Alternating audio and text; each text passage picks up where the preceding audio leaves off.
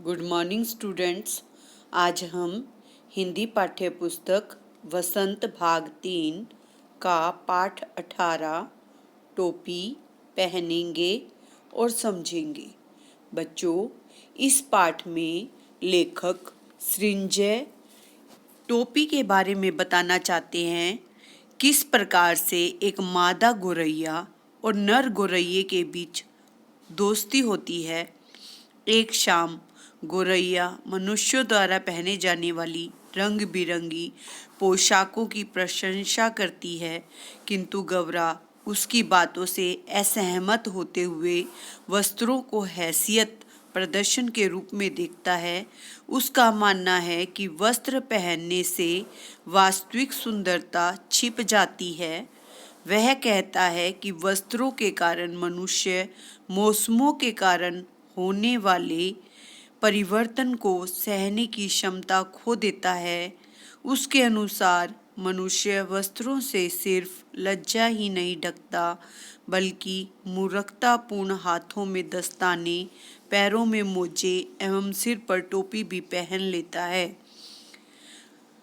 गौरैया टोपी की प्रशंसा कर उसे पहनने की ठान लेती है। उसे समझाते हुए गौरा कहता है कि टोपी तो राजा पहनता है और भूल होने पर लोग टोपी उछालने से नहीं चूकते। गौरा के मना करने पर भी गौरैया टोपी पहनने की जिद पकड़ लेती है। बच्चों, सृंजय जी ने इस पाठ में किस प्रकार से एक गौरैया एक छोटे से रुई के फोहे से और टोपी बनाने की कहानी बताती है, उसका बड़ा ही सुंदर चित्रण किया गया है। बच्चों, पाठ पढ़ने से पहले हम इस पाठ के शब्दार्थ देखते हैं। एक थी गौरैया। गौरैया बच्चों गौरैया को कहा गया है और गौरा बच्चों नर गौरैया को कहा गया है। परम संगी। परम संगी का अर्थ होता है बच्चों सच्चा साथी। भिनसार। भिनसार का मतलब प्रातःकाल या सवेरा। छुटपुटा। गोधूली बेला। खोते। घोंसले को कहते हैं बच्चों खोते। आगे देखिए,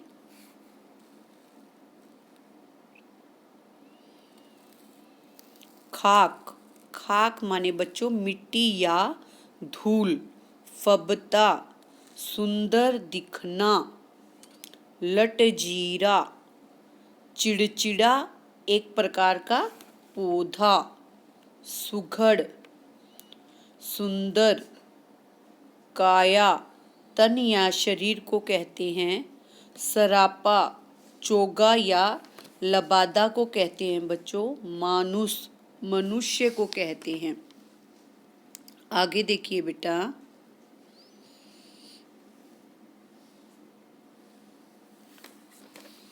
सकत बच्चों शक्ति या बल को कहते हैं। लफड़ा समस्या को कहते हैं। लिबास वस्त्र को कहते हैं बच्चों। पोंगापन मूर्खता को कहते हैं। फकत केवल। आगे देखिए बच्चों,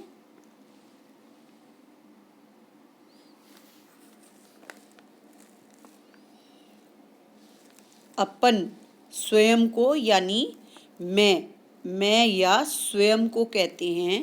लटे बालों को कहते हैं बच्चों केश या बाल। आगे देखिए, टाट उलट जाता यानी टाट का मतलब है राज पलट जाना। इसके बाद देखेंगे बच्चों, फिकर। फिकर का मतलब होता है चिंता। मामूल। मामूल का मतलब हमेशा की तरह। लक्ष्य उद्देश्य को कहते हैं। घूरे कूड़े का ढेर। आगे देखिए बच्चों, फाहा छोटा रुई का टुकड़ा।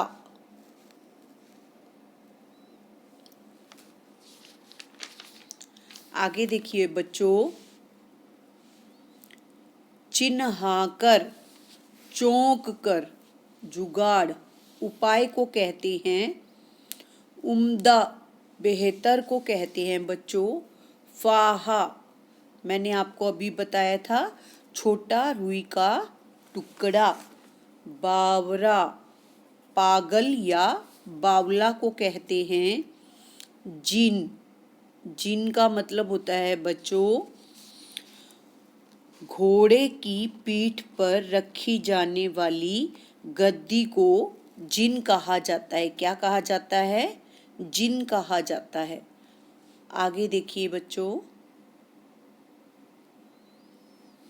धुनिया, रुई धुनने वाले को कहते हैं धुनिया।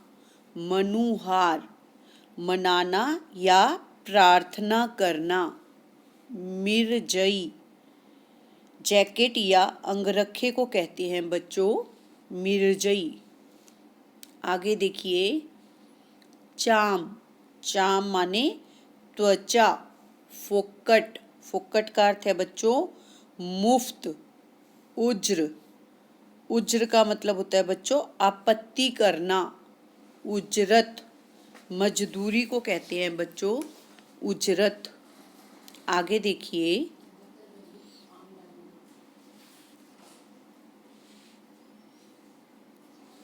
गुस्सा, गुस्सा बच्चों एक शाल को कहते हैं। अनिच्छा, अनिच्छा बिना इच्छा के बच्चों। मल्हार, मल्हार का अर्थ होता है बरसात में गाया जाने वाला राग को मल्हार कहते हैं बच्चों। क्या कहते हैं? मल्हार कहते हैं। मुलुक, मुलुक माने मुल्क या देश को कहते हैं। बरघा, बरघा बैल को कहते हैं। तुरंग, घोड़े को कहते हैं। लघुए भगुए, पीछे चलने वाले। माकूल, उचित को कहते हैं बच्चों।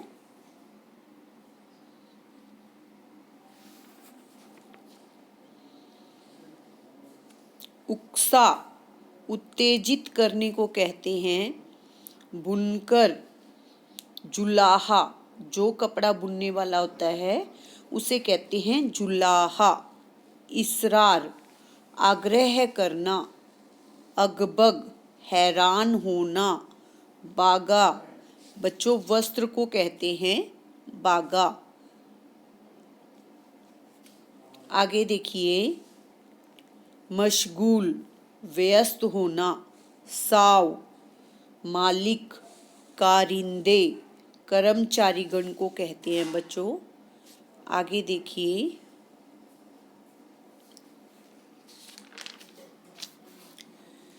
सेतमेत, सेतमेत बच्चों मुफ्त को कहते हैं। करघा, चरखा को कहते हैं ढरकी। चरखे का एक सामान होता है। गफश, घना। दबीज, मोटा।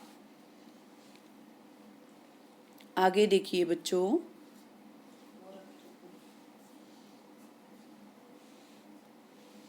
रोष, गुस्सा को कहते हैं। रतन, रतन यानी जो हम नग पहनते हैं उन रतन की बात की जा रही है। झब्बे, झब्बे बच्चों बच्चों के वस्त्र को कहते हैं। बेगार, मुफ्त के काम को कहते हैं। मुंजी, दुष्ट को कहते हैं। आगे देखिए बच्चों, मनोयोग, मन से। फुंदने, गुच्छे को कहते हैं फूलों का गुच्छा फुंदने। हुलस, खुशी, जायजा, परखना। कंगूरे, मुंडेर को कहते हैं बच्चों। आगे देखिए,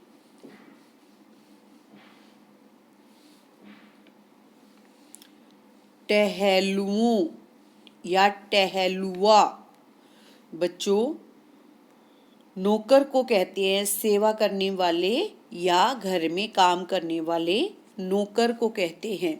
चंपी, मालिश, मालिश को कहते हैं। फुलेल, खुशबूदार तेल को फुलेल कहते हैं। फुंदनेदार, फूल गेंदे वाला, फुंदनेदार को कहते हैं। आगे देखिए, फदगुद्दी, गोरैया एक छोटी सी चिड़िया को कहते हैं।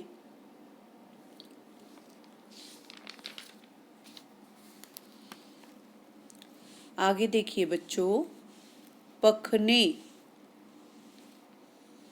पखने पंख को कहते हैं। खमा, क्षमा को कहते हैं बच्चों। गुलेल, गुलेल निशाना लगाने का एक छोटा यंत्र होता है जिससे निशाना लगाया जाता है। आगे देखिए बच्चों,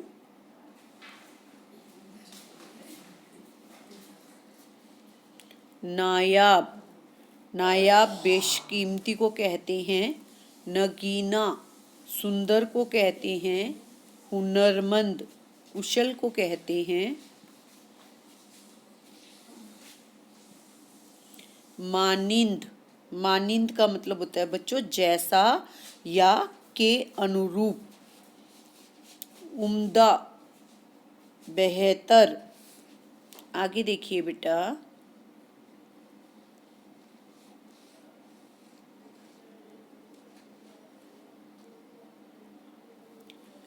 नफासत, सज्जा को कहते हैं बच्चों।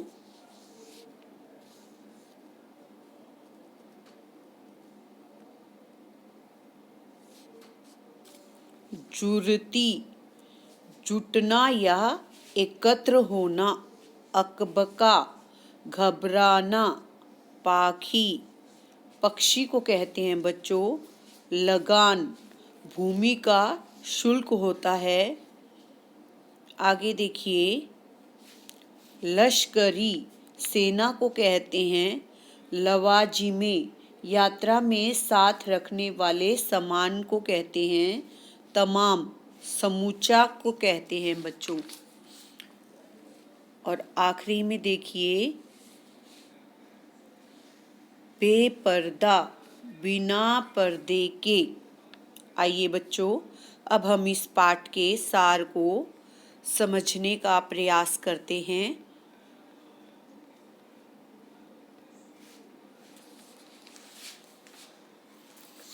बच्चों, जैसा मैंने पाठ के शुरू में आपको बताया कि इस पाठ में एक मादा गोरैया है जिसका नाम है गवरिया, और एक नर गोरैया है जिसका नाम है गवरा।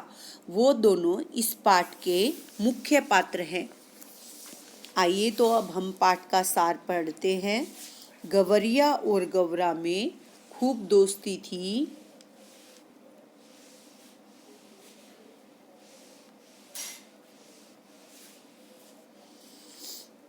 प्रत्येक कार्य साथ करते हुए वे रोज सुबह घोंसले से निकलकर दिन भर इधर उधर दाना चुगते और शाम होते ही पुनः अपने घोंसले में लौट आते।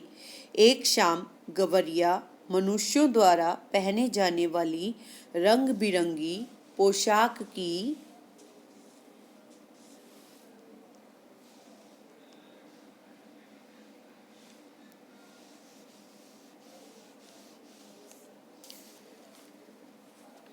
प्रशंसा करती है, किंतु गवरा उसकी बातों से असहमत होते हुए वस्त्रों को हैसियत प्रदर्शन के रूप में देखता है।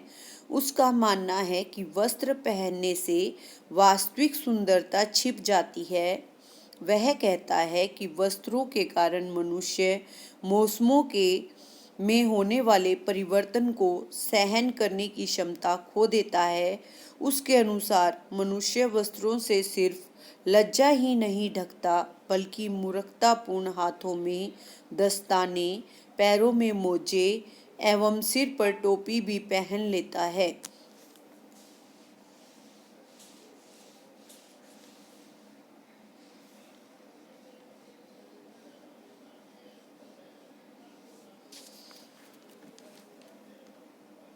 गवरिया टोपी की प्रशंसा कर उसे पहनने की ठान लेती है। उसे समझाते हुए गवरा कहता है, टोपी तो राजा पहनता है और भूल होने पर लोग टोपी उछालने से नहीं चूकते। गवरा के मना करने पर भी गवरिया टोपी पहनने की जिद पकड़ लेती है। अगले दिन गवरिया को दाने चुगने के दौरान धूरे पर रुई का एक फाहा मिला। वह खुशी से बोलने लगी, अब तो टोपी का जुगाड़ मिल गया। इस पर गवरा ने उसे बावली कहते हुए एक कहानी सुनाई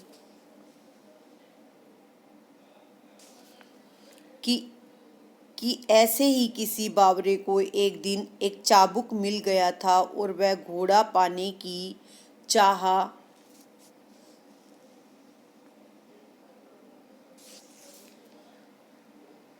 करता हुआ रटने लगा, तीन घोड़ा लगाम जीन।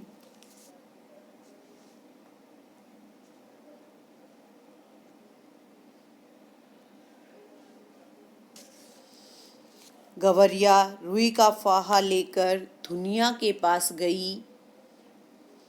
राजा की रजाई बनाने की जिम्मेदारी होने के बावजूद दुनिया ने गवरिया के यह कहने पर कि रुई ढूंढने के बदले वह उसे आधी रुई दे देगी, उसका अनुरोध मान लिया। फिर गौरैया दंपति ने ऐसे ही शर्त यानी आधी वस्तु देने की बात पर राजा के कामों में व्यस्त होने के बावजूद कोरी से सूत कतवाए, बुनकर से कपड़े बुनवाए और अंत में दर्जी से सुंदर सी एक टोपी भी बनवा ली। औरों की तरह चिड़िया से आधा हिस्सा अर्थात एक टोपी पाकर दर्जी भी काफी खुश था। उन सबको अपने कार्यों में आज तक इस हिसाब से कभी लाभ नहीं हुआ था। 5 फुंदने वाली सुंदर सी टोपी पहनकर गवरिया इतनी प्रसन्न होती है। गवरा उसे रानी कहकर संबोधित करता है। गवरिया यह सोचकर कि क्यों न उस राजा को दिखाऊं जिसने सभी को सिर्फ अपने ही कामों में लगा रखा है, उड़ते उड़ते राजमहल के मुंडेर पर जा बैठती है। खुली धूप में नंगे सिर लेटकर अपने सेवकों द्वारा तेल मालिश करवाते हुए राजा को देखकर गवरिया तेज स्वर में चिल्लाने लगी, मेरे सिर में टोपी है, राजा के सिर पर टोपी नहीं। यह सुनकर राजा ने झट से उसे अपनी टोपी मंगवा ली। तब गवरिया कहने लगी, मेरी टोपी में 5 फुंदने, राजा की टोपी में फुंदने नहीं। राजा गुस्से में आ गया। राजा गवरिया को मार डालना चाहता था, परंतु मंत्री के कहने पर गुलेल मारकर उसकी टोपी उतार दी। राजा फुंदने वाली उस टोपी की अपूर्व सुंदरता देखकर दंग रह गया। फिर क्या था, उस टोपी को बनाने वाले कारीगर को खोजा जाने लगा। दरबार में दर्जी के हाजिर होने पर राजा ने उससे पूछा कि ऐसी सुंदर टोपी अब तक मेरे लिए क्यों न बनी। इस पर दर्जी ने बुनकर की प्रशंसा करते हुए कपड़े को अत्यंत अच्छा बताया। राजा के आदेश से बुनकर को दरबार में बुलाया गया। बुनकर ने कहा कि यह तो सूत बनाने वाले कोरी का कमाल है। तब राजा ने कोरी से इतना बढ़िया सूत काटने का कारण जानना चाहा। कोरी ने अच्छी तरह से की गई रुई की धुनाई की प्रशंसा की। राजा ने के कहने पर दुनिया को दरबार में लाया गया। राजा जानना चाहता था कि आखिर किस कारण इन चारों ने अब तक उसके लिए कभी इतना उम्दा काम नहीं किया, जबकि एक गवरिया के काम में चारों ने जी जान लगा दी। दुनिया को प्राण दंड का भय था। उसने राजा को अभय दान की शर्त पर बताया कि गवरिया काम कराने वाले प्रत्येक व्यक्ति को आधा हिस्सा दे देती थी।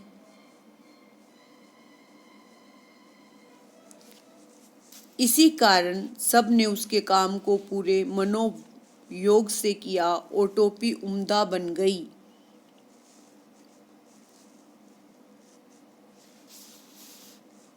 दुनिया की बात पूर्ण होते ही गवरिया फिर चिल्लाने लगी, कंगाल राजा से टोपी तक नहीं जुड़ती।